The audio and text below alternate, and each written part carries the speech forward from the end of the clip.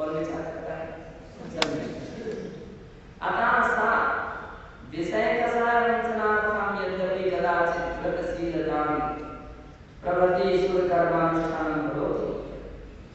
उन विषय कषायों से बचने के लिए यद्यपि कदाचित् व्रतशीलता प्रवृत्तिषु कर्म के अनुष्ठान को करता है।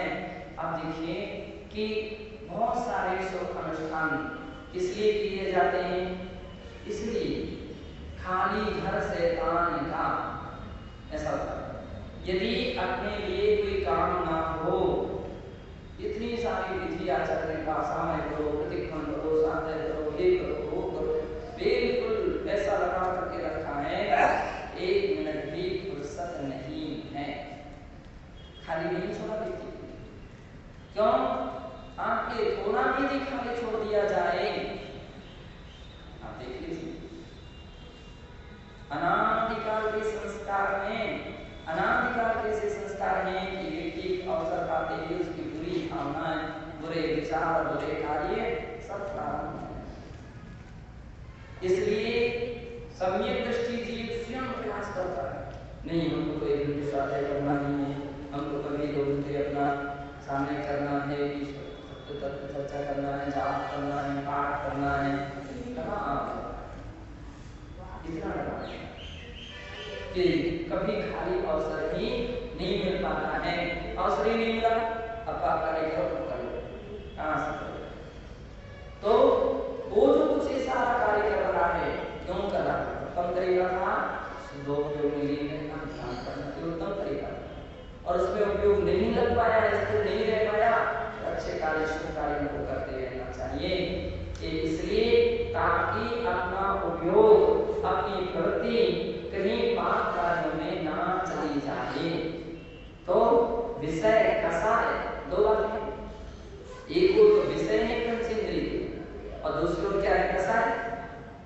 अब व्यक्ति या तो उसके विषय वासना के भाव होते हैं या कषाय के भाव। अरे उसने ऐसा कर दिया था, उसने ऐसा कर दिया था। कुछ लोग इस प्रकार की प्रकृति के रहते हैं जिनकी इस बात में बड़ी रुचि है कि इसकी बातों को सुनो, क्या हुआ था, उसने क्या कहा था, इसने क्या कहा, ये बात पूछनी, ये नहीं पूछा तुमने क्या स्वाध्याय किया था, क्या शास्त्र में लिखा था, इसमें उपयोग नहीं जा रहा था। राम जी इसमें अधिक उपयोग चला जाता है, उसने ऐसी कह दी, उसने ऐसी कह दी, उसने ऐसा किया, उसने वैसा किया, अब बैठा उनके ऊपर मान लीजिए अगर कोई कर्तव्य ना हो तो उसका पूरा समय इसी में चला जाएगा, और अधिकांश लोग ऐसी भी समय चला जाता है। मतलब ये तो अच्छी बात है, साधु है तो अपने नियम है ना, और जो विधिवत पालन करते हैं वो इन सब बातों से बचे रहते हैं। तो समय दृष्टि विषय कषाय वंचनार्थम, इससे बचने के लिए यद्यपि कदाचित् व्रतशीलतां प्रवृत्तिषु कर्मानुष्ठानं करोति, व्रत दान शील इत्यादि का पालन करता है, तथापि भोगाकांक्षया अभावात्, फिर भी भोगाकांक्षा का अभाव होने से निदान बंध रहितत्वमेव तद्भवति, वो निदान बंध से रहित होता है। तस्य पुण्यानुबंधी पुण्य रूपः, और उसका जो पुण्य है वो कैसा रहता है? पुण्यानुबंधी पुण्य, पुण्य के उदय से उसने सभी अनुकूलता पाई है और उनको पुण्य कार्य में लगा दिया, भविष्य में भी उसको क्या होता है? पुण्य की प्राप्ति होती है। पुण्योदय से मनुष्य जीवन मिला, पुण्योदय से अपने लिए सदेव शास्त्र गुरु का अवसर सानिध्य मिला, पुण्योदय से अपने लिए व्रत नियम संयम करने के भाव मिले, अच्छा स्वस्थ शरीर मिला। पुण्यानुबंधी पुण्य है, पुण्य को बांटने वाला पुण्य होता है।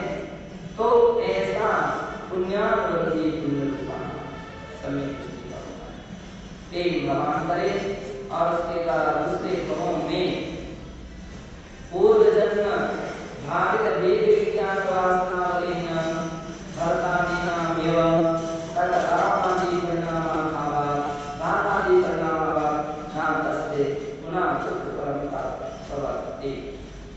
भगवान में दूसरे गुणों में पूर्व जन्म में भावित जो वेद त्याग की वासना थी, है ना, उसके बल से भगवान भरतादीनामेव भरत चक्रवर्ती के समान रागादि परिणाम भावात् रागादि के परिणामों का भाव होने से नारद इतना दुख परंपरा प्रवर्तते। फिर उसके अंदर में उसके लिए भविष्य में दुखों की परंपरा नहीं बनी रहती।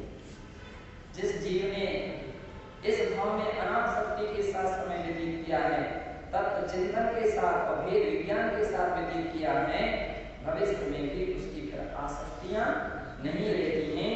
और आसक्ति नहीं है तो इस प्रकार के विषय भोग भी उसके जीवन में नहीं रह पाते जो दुखों को प्रदान करने वाले होते हैं।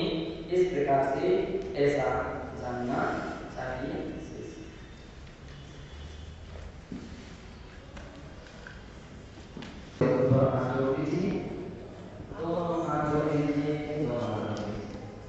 आंखें बंद कर लीजिए। हिंदी जानते हो कि नहीं? समझते हो? संदेश है? संदेश है? आंखें बंद कर लीजिए। अब मिल करके एक स्वर में बोलेंगे।